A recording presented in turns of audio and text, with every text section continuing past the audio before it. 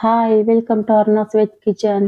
ఈరోజు క్రిస్పీ మరియు ఎంతో టేస్టీగా ఉండే బ్రెడ్ పకోడాను ఎలా చేయాలనో చూపిస్తాను. సాయంత్రం పిల్లలు ఇంటికి వచ్చే టైంకి వేడి వేడిగా పకోడీ చేసి పెట్టారంటే ఎంతో ఇష్టంగా తింటారు. తక్కువ టైంలో ఎంతో ఈజీగా ప్రిపేర్ చేసుకోవచ్చు. పకోడీ కోసము హాఫ్ బ్రెడ్ ప్యాకెట్ని అయితే తీసుకున్నాను. వీట్ బ్రెడ్ లేదా మిల్క్ బ్రెడ్ మీకు ఏది అవైలబుల్గా ఉంటే అది తీసుకోండి.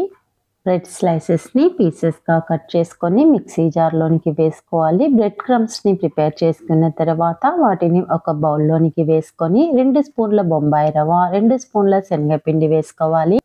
ఇందులోనికి సన్నగా కట్ చేసిన ఉల్లిపాయ ముక్కలు, క్యారెట్ తురుము వేసుకోవాలి. ఆలును తురిమి 2 టైమ్స్ వాష్ చేసి దానిని కూడా వేసుకోవాలి. సన్నగా కట్ చేసిన టమాటా ముక్కలు, అల్లం తురుముని వేసుకోవాలి. వెల్లుల్లి ఫ్లేవర్ ఇష్టపడే వాళ్ళు వెల్లుల్లి పేస్ట్ని కూడా యాడ్ చేసుకోవచ్చు. సన్నగా కట్ చేసిన కొత్తిమీరని వేసుకొని టేస్ట్కి సరిపడినంత ఉప్పు, 1.5 స్పూన్ కారం వేసుకోవాలి. ఎండుమిర్చి బదులుగా పచ్చిమిర్చి పేస్ట్ని కూడా వేసుకోవచ్చు. 1 స్పూన్ వాము, 1 స్పూన్ జీలకర్ర వేసుకోవాలి. పిండిని గట్టిగా కలుపుకోవాలి. వాటర్ అనేది అస్సలు యాడ్ చేయకూడదు. మీకు మరీ పొడి పొడిగా ఉంది అనిపిస్తే 1 లేదా 2 స్పూన్ల వాటర్ని వేసుకోండి. స్టవ్ పైన కడాయి నుంచి డీప్ ఫ్రైకి సరిపడా ఆయిల్ని వేసుకొని ఆయిల్ హీట్ అయిన తర్వాత పకోడీలను వేసుకోవాలి. వీటిని హై టు మీడియం ఫ్లేమ్ మీద కాల్చుకోవాలి. గోల్డెన్ బ్రౌన్ కలర్ వచ్చేంత వరకు వేపుకున్న తర్వాత పేపర్ నాప్కిన్ ఉన్న ప్లేట్లోకి తీసుకోవాలి. ఆయిల్ నుంచి బయటికి తీయగానే పకోడీలు కాస్త మెత్తగా ఉన్నట్లుగా అనిపిస్తాయి. 5 నిమిషాల తర్వాత గట్టిపడి క్రిస్పీగా అవుతాయి. టెన్షన్ పడాల్సిన అవసరం లేదు. మిగిలిన పిండిని ఇదే విధంగా వేసుకొని కాల్చుకోవాలి.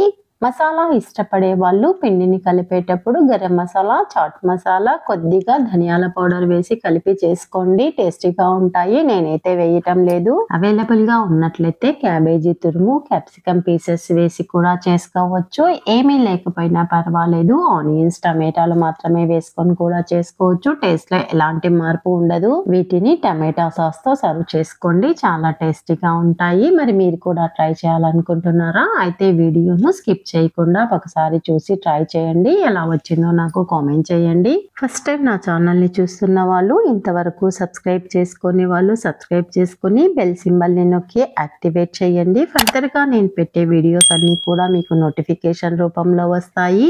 ఏ వీడియోలు కూడా మిస్ కాకుండా అన్ని వీడియోలను చూసి ఎంజాయ్ చేయగలుగుతారు. Thank you for watching.